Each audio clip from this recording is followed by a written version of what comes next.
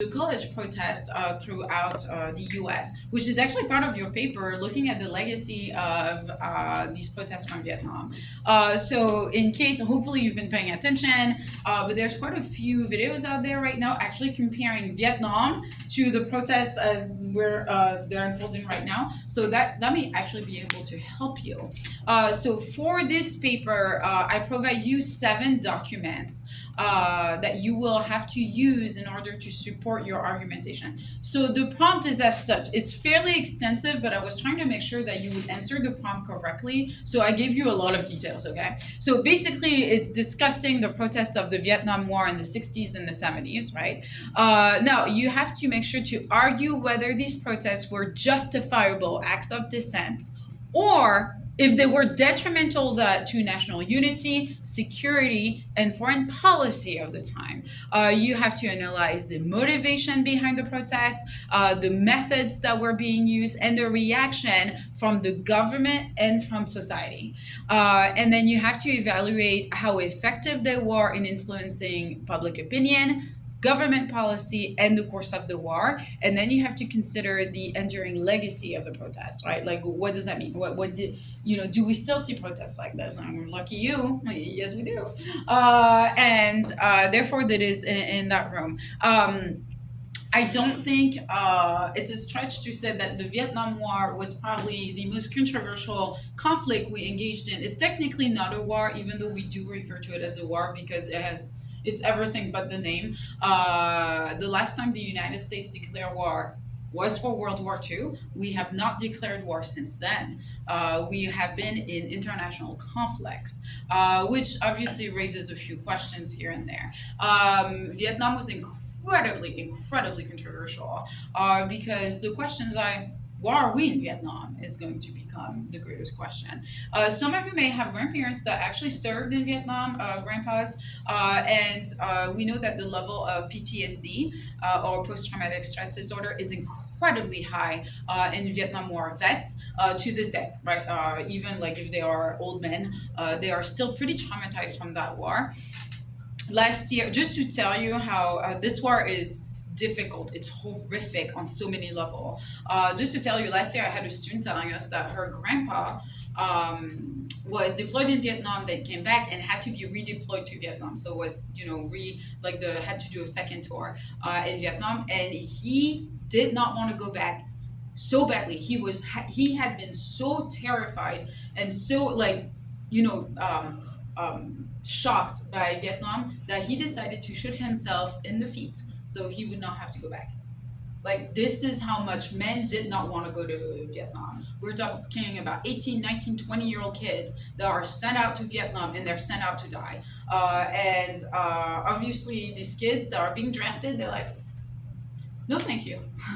I'm going to skip on that one. And because it's not a clear cut, just like World War II was, right? Like, there is not that sentiment. So obviously, we'll discuss Vietnam and what's going on. I give you seven documents. For the requirements, you must use 4 out of the 7 documents. You have to use 4 out of the 7.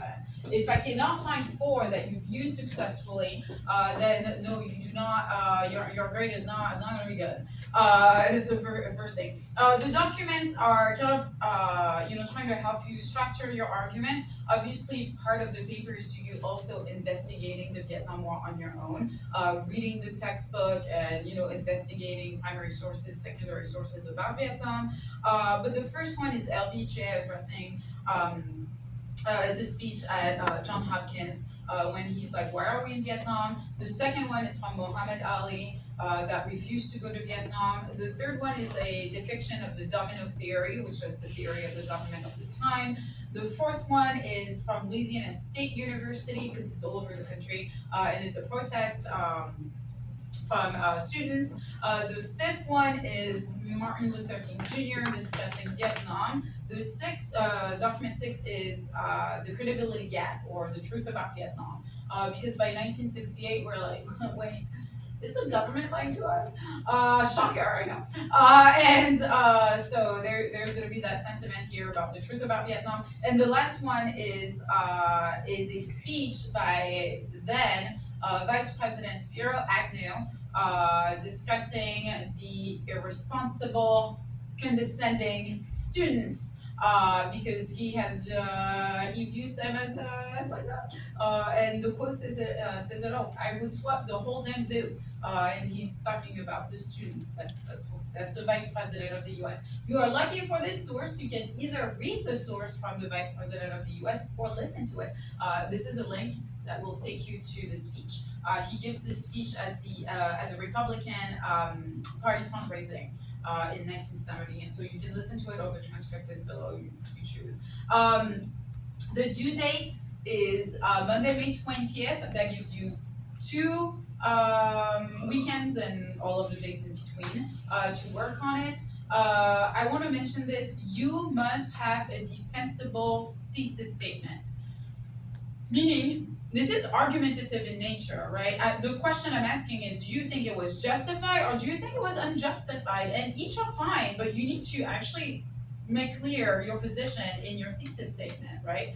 And then your paper needs to reflect your thesis statement. So something I've noticed is sometimes students write a thesis statement and then your paper has nothing to do with your thesis statement. So make sure that your argumentation is a reflection of your thesis statement. Also, in your thesis statement, when I read it, I must know your position, and I must be able to tell what the heck you're going to be talking about. Like, in reading it, I'm like, oh, okay, the first part of the paper will be about this, the second part of the paper will be about this, the third part of the paper will be about this. Like, it needs to be pretty clear. Again, make sure your body paragraphs use the documents. Reframe, this is why I chose mostly pictures and very short excerpts because I've noticed that some of you get a little too excited about quoting, okay? All of a sudden you quote the entire document. I have good news for you. I can read. And therefore I do not need to reread the document that I provided to you. I know the document, I've read it, okay? So this is me telling you, use the quotation with a purpose, right? Like you're trying to demonstrate, the documents are there to help your argumentation, to support your argument, not to be your argument, okay? So use your quote, you can quote, that's fine, but please don't quote the whole document. Like write a sentence, a couple words is fine. Because some of you, I'm like, okay, so half of the page is the document, cool, I disregard that. So make sure of that. Now, I would say that it's fairly common practice.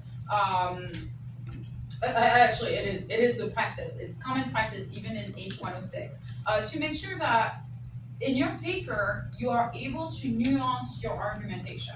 So maybe some of you will say that these protests were justified, okay? And you're like, yes, I believe they were justified. College students were right to go and not want to be deployed. There were too many questions, too many like whatever.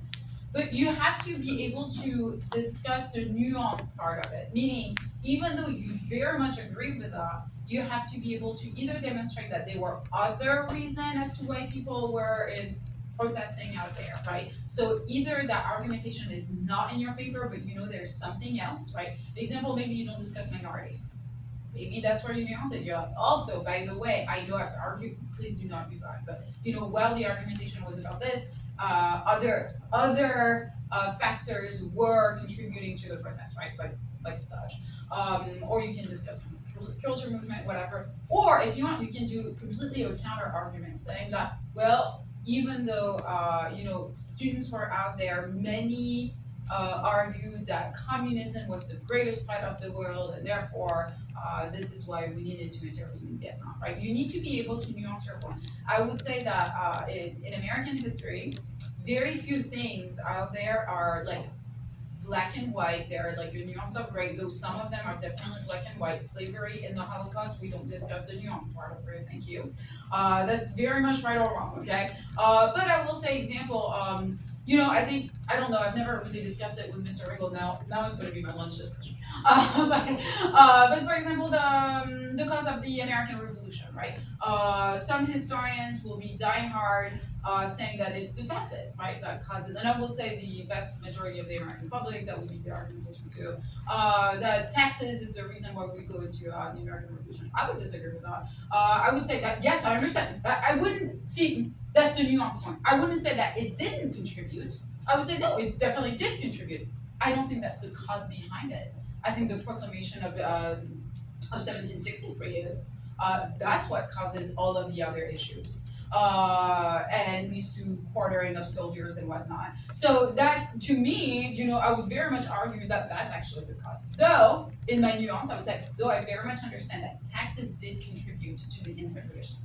Right? So you see how like you have to bring a nuanced part to make sure that your paper is compelling, right? American history. I do have conclusion at the bottom because I've gathered one thing is apparently some English teachers, and I've gathered that like all year. Some English teachers tell you that the conclusion is not necessary in your essay. I don't know. It apparently depends on what class you're taking, and it seems you seem to have like so many different classes in English, and I don't understand what's going on half of the time. But in this class, conclusion is required, so you'll have to have a conclusion. The length of the paper is 2 to 4 pages. It is double spaced. It is really not the end of the world. Okay, if you cannot make it to 2 pages, we have a problem. Okay, I'm gonna be like, what? If you really struggle to make it to 2 pages, come see me so I can help you with your argumentation. Okay, so we make sure that you have the minimum requirement. Because I can promise you, like, most of you will actually go over 2 pages. Also, let me be clear. Considering it is double space, those 2 pages I do not take into account your name, my name, the class, the date, the title, okay? That's like half of the page. So no, it is 2 pages with disregarding your name, my name, the date. Well, okay, all right, you're with me. Maybe write the 2 pages and then write your name, my name, the class, the date, and whatnot. I think that's a safer bet because if you make it to 2 pages and half of the first page is taken by all of that, I do not consider that the requirements being met. Okay. 12 fonts. Times New Roman is preferred, but I know students don't like it because it shrinks the compared to other font. I know all the tactics. Don't worry, the margin, keep them as they are, please and thank you. But Times New Roman is preferred, though not required. So you guys can choose. On that note, that's it. Unless you have a question, I don't have anything else to add. Okay. All right, fun. I'm gonna give you the historical context today. Really, I'm gonna see. We have some time, so that's nice. Technically, we'll be able to really start Vietnam on Friday. Clicker is over there. I'm giving you really that historical context around it, like what the heck is going on for us to end up here. Okay, is where we're at. Therefore, that leads me actually to going back a little bit, though Vietnam we're going to engage here really quickly, but I'm making sure you guys understand the sequencing of events and also presidents. So we know that Truman was president after FDR, and after Truman it was the Great Depression. Eisenhower. Thank you. See, that's why you are my goat. Right, the greatest of all time, right? No, actually, I give a trophy in PowerPoint for Goat of the Year, and I literally buy a trophy with a goat on top, and I give it away. I'm not even kidding. It has the name, like I engrave it and everything. It has a goat and everything. It's pretty awesome, honestly. Anyway, moving back from goat discussions. Yes, Eisenhower was the president, and then that gives us that leads us to really the election of 1960. On the left is JFK.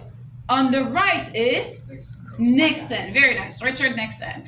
And both of them are running for the presidency. JFK is a Democrat, while Richard Nixon is a Republican. Both of them very good politicians in the sense that they have been dedicated their life to the country as far as service. So JFK has been serving in Congress since 1947. Similar for Richard Nixon, though he's even more equipped for the presidency because Nixon was actually the vice president for Eisenhower.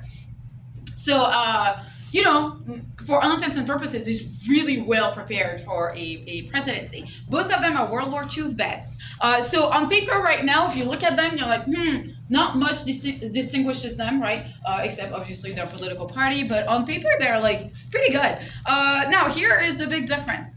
Kennedy comes from the great Kennedy dynasty. He was born incredibly wealthy, whereas Richard Nixon was born incredibly poor.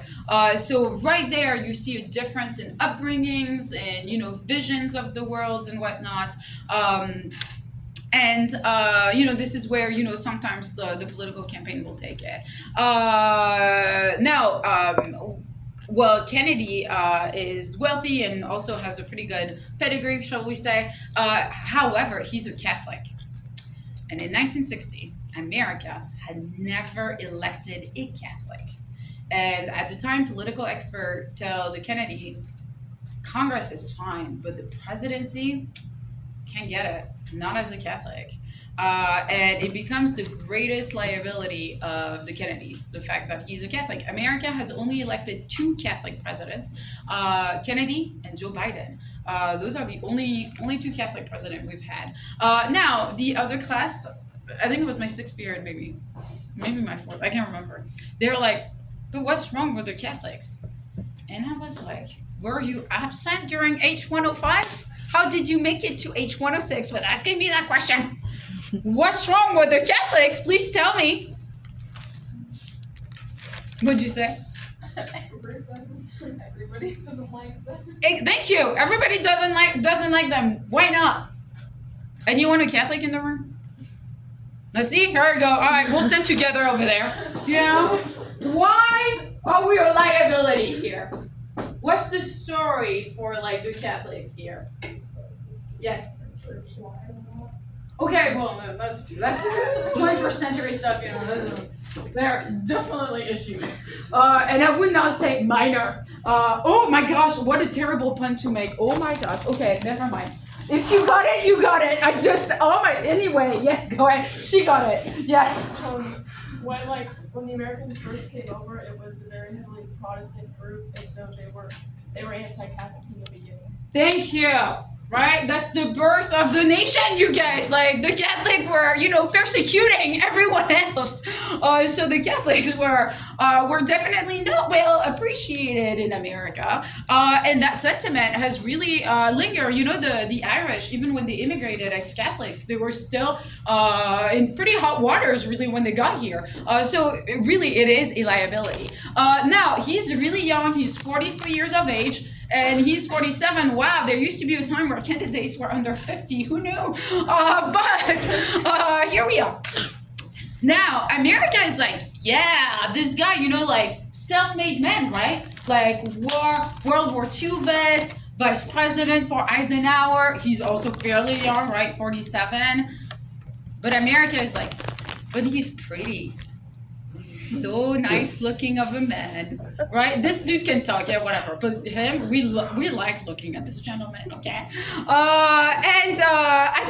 We're laughing, but oh boy, is that going to become a reality? Where in 1960, these 2 gentlemen decide to have the first ever televised debate in American history. So it's the first presidential debate in 1960, because in 1960, 90% of American households finally have a TV set. So Americans watch TV a lot, and actually TV redesigns America, society.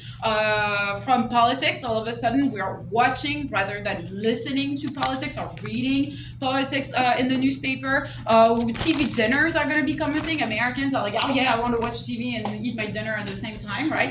TV changes the way we live. I'm not even kidding, right? Which I find so bizarre.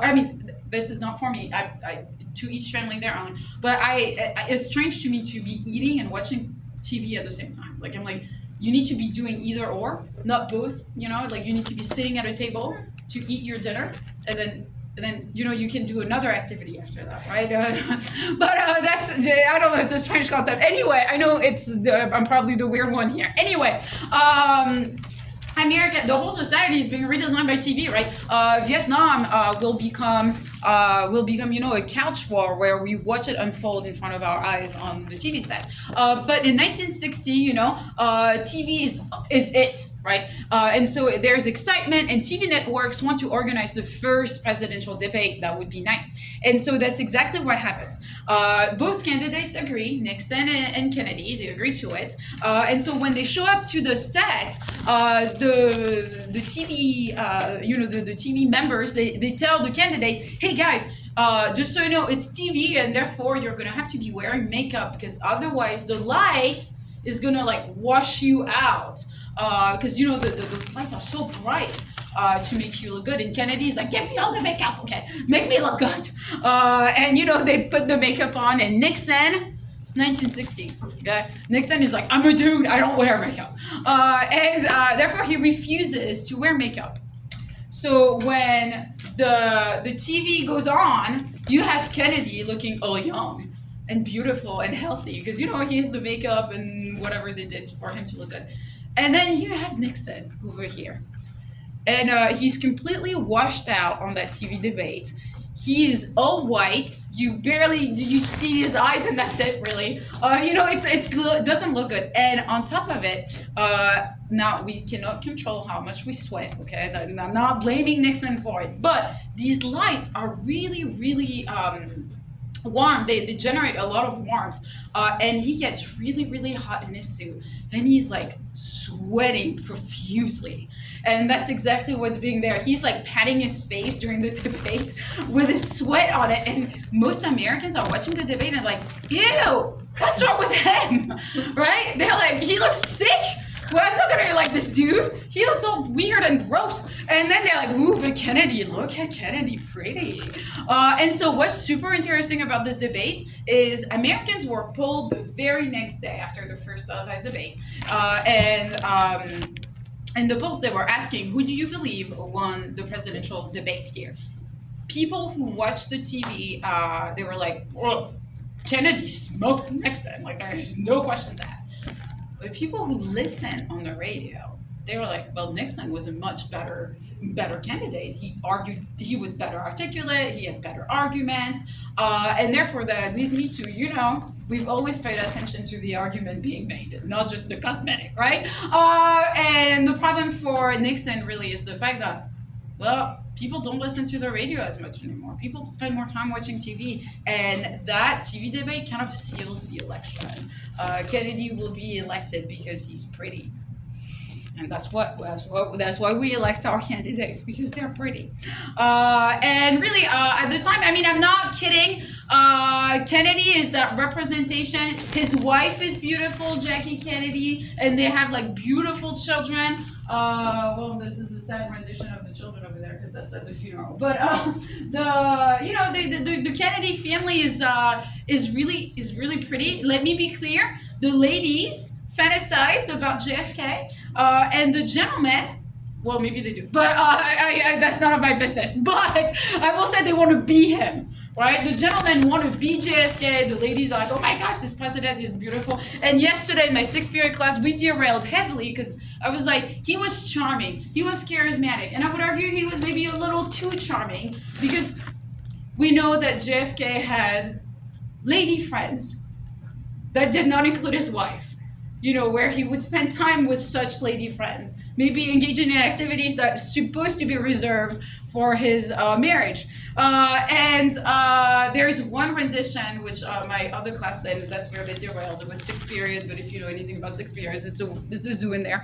Where I told them there is this moment where Marilyn Monroe sings "Happy Birthday, Mr. President."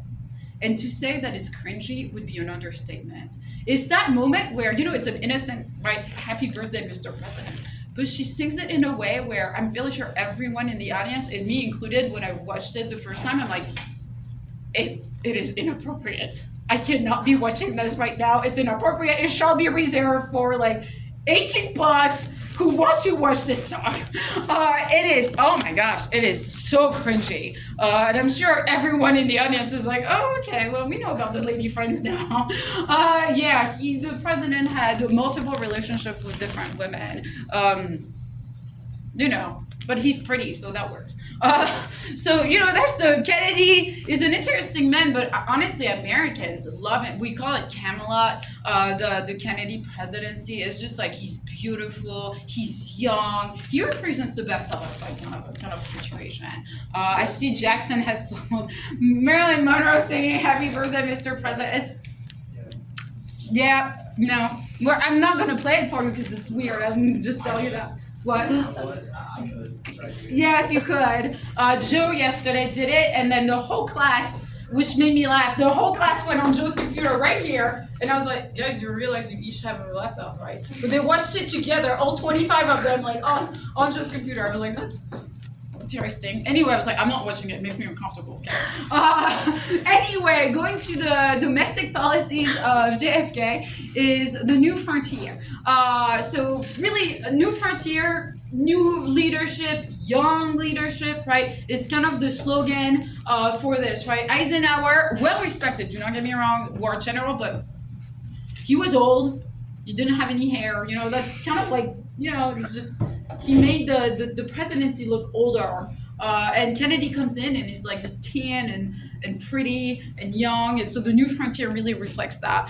He wants to improve quite a few things. He's definitely a Democrat, a continuation, I would say, of the New Deal programs. That's kind of Kennedy, right? A Roosevelt in another dynasty, if you will. He's very much into social programs. He wants to reform the economy, education, healthcare, civil rights, and the space program. By all intents and purposes, Kennedy was and is considered an ally to the civil rights movement, but he was limited in his own capacity on civil rights.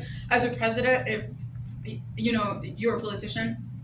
And so sometimes you're going to have to restrain yourself from doing things. Anyway, very much like this. Look at this. He increased the minimum wage to $1.25 an hour in 1963, which in 2022, the equivalent was $11 an hour. Do you know what the federal minimum wage is right now? $7.25. You were better off working for the federal government then than you are now. It's wild, right? 11 is pretty good. Very much understanding that he engages in what we call deficit spending, so that's pretty controversial on its own, right? Like borrowed more money than we generated in taxes. I don't want to talk about the deficit now, but someday. Anyway, the Equal Pay Act in 1963 is also passed, and this is where I was talking to you about second wave feminism, right? The women are in the streets in the 60s, again, demanding better pay, more equality, and equal pay for equal work is considered a great achievement of the second wave of feminism. However, just to tell you guys, it was common practice in the 60s to deny women or fire women because they were pregnant. Right? Like you could just get fired because you're pregnant. You could be denied a job because you're a mother. They would ask you, are you a mom? Then no, we're not hiring you. They could literally tell you, because you're a woman, I will pay you less. It was not against the law. So the Equal Pay Act actually really does something pretty great for, I would say, the second wave of feminism, as far as women must be paid equally to men. However, it did not do anything for the wage gap. The wage gap is still very much present to this day in 2024. But for feminists here, it is an accomplishment to be seen. Now, there's also the space race. Now, you will see on my slides when I publish them, I have more details. It's just you guys write a lot and then you don't pay. It's just I make choices here.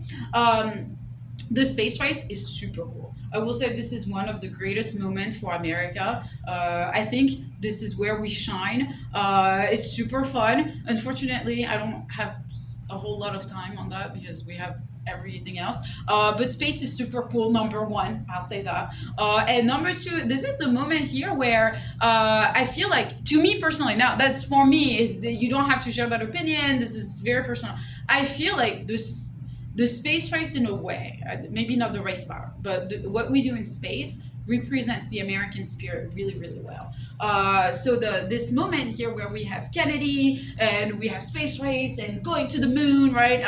That sentiment is shows such American leadership, to me, it represents America not being afraid of tomorrow. Right? It's you know what? We want to go to the moon. Let's go to the moon. We want to go to Mars. Let's go to Mars. We're gonna do it, right? No one or nothing's gonna stop us. It demonstrates the great education system that we have, right? Like engineers, like it really shines. That is that shining thing of America right here. I think it's the American spirit right there. We're not afraid of tomorrow. We're gonna be leaders of this world. We're gonna be the first one on the moon. We're gonna be the first one there, like in Mars. Like that's really that sentiment that we're leaders and we do not follow. And that's exactly what we want to demonstrate here. So in 1957, we're worried because actually the Soviets are the first one in space. In two capacity, number one satellite, Sputnik, is launched in 57. And then a year later, they're going to be able to put the first men into space, which makes us fairly anxious, shall I say, that now they have access to the outside of the planet. And therefore we retaliate fairly fast because then we also launch a month after they launched their first man into space, we are able to get to space as well. And then we do the big one. We go to the moon and we put our flag there. We're like, that will show them, right? We got to the moon, which is super cool. And again, the space race demonstrating that great American capacity, spirit, leadership. I think it's super cool, but unfortunately, we don't have time on it. So Kennedy in the Cold War. I'm just like setting up the stage here really quickly. Just a very quick note here. Each president engages in their own foreign policy, right? Each president comes in with foreign policy ideas, like this is what we should do, So we had MAD, mutual assured destruction, with Eisenhower, right? Remember? And here Kennedy kind of tries to get away from mutual assured destruction because it's like we're all gonna die. So the flexible response is kind of his foreign policy idea. And flexible response is still a whole lot of military. Do not get me wrong. However, there is this sentiment that maybe there is another way to approach other nations in the world. And so part of the flexible response, for example, is the Peace Corps. So Kennedy creates the Peace Corps and they go on missions of freedom in developing nations, right? And their goal is to bring technology, education, and health services. The approach of Kennedy here is, if you remember, kind of like Woodrow Wilson, or Taft, when we were talking about dollars for diplomacy. You remember the dollar diplomacy foreign policy? Kennedy is like, well, maybe instead of using the army and terrorizing others, maybe we should invest in other nations, and then they becomes our friend. And remember, the first one is in Ghana, by the way. But remember, here during the Cold War, the context is Africa is very much a continent that we are afraid is going to fall to communism. Guys, we were afraid the French were going to fall to communism, right? That was part of your Marshall Plan. The French were on the verge of falling to communism because the economy is so bad. So were the Italians. There is that real fear. So we're trying to make sure that countries don't fall to it. And the Peace Corps basically demonstrate America's greatness, right? But I mean, I hate saying it was kind of like buying the friendship, right? You spend a lot of money and people are like, look at these Americans. They're bringing, vaccines, and they're bringing education and health services. They're more likely to like us, right? And that works really well. And also for Latin America, we're gonna also have the Alliance for Progress. So Latin America had been going through its own political instability in between civil wars and decolonization processes. And therefore, we are afraid because if you are in a state of civil war, I've told you before, if you're in a state of civil war, you become the prey of the world. And these countries are in a state of civil war or political instability. We are very much afraid that the Soviets are going to come in and be like, we're going to help you. And if Latin America turns communist, then communism is spreading right at the border. And so we are very much hoping to not do that. And I'm telling you this because we have a problem. Cuba is about to turn communist. And that fear of communism being at our doorstep becomes more and more real. And so this is where we invest really money everywhere. Therefore, that leads me to the Cuban Revolution. This is Fidel Castro. And anyone knows this man over here? That's Che Guevara. And the Cuban Revolution, okay, this is where things from last semester kind of come like into place. Do you remember the Spanish American War? Wait, that was this semester. The Spanish American War under McKinley, and we passed the Taylor Amendment that said we could not take Cuba as a territory, but then we passed the Platt Amendment. And that's the depiction right here of the Platt Amendment, right? The Platt Amendment basically made Cuba an American protectorate. Remember, they cannot pass treaties on their own. They even have to pay for the war. You remember all of this? Okay. So that had been working out since then, meaning even though they had their own government was approved by the United States, and their government, the leader of that government is Fulgencio Batista.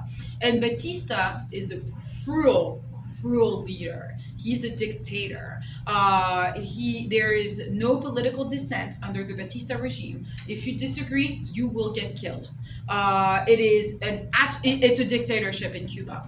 We turned a blind eye to the atrocities that are happening in Cuba because more than half of the Cuban territory is owned by Americans, American investors. We own the sugar plantation. We make a lot of money out of Cuba. And on top of it, Batista is two things: anti-communist and pro-American. So we're definitely not gonna rock the boat. We're gonna let him be, right? We're gonna let this man be. So we don't do anything to this cruel regime, which, remember, if you align that to the Cuban independence movement for the Spanish-American War, we are not following through what we're saying. I'm just gonna throw that out there. And so Cuba, obviously, like any authoritarian regime, right? Revolutions happen, and that one is led by Fidel Castro. And Fidel Castro will come to power. So he gets to power, overthrows Batista. And we don't know too much about, well, we didn't collect enough intelligence to know much about Castro. I will say there's a failure of intelligence collection here by the CIA. And so guys, because we have millions of dollars invested in Cuba, we're like, okay, new leader, we need to make sure we're friends with this man, right? And so we go ahead and recognize Cuba right away. We're like, yes, we recognize Fidel Castro as the new leader right away. We're the first country to actually recognize Castro's government. We're like, yes. However, we did not realize that Castro was a communist. And that becomes a problem. We're like, wait, what? So, and Castro has an agenda. He wants to get rid of American influence in Cuba, and he's going to nationalize all of these. And I guess I will see you tomorrow.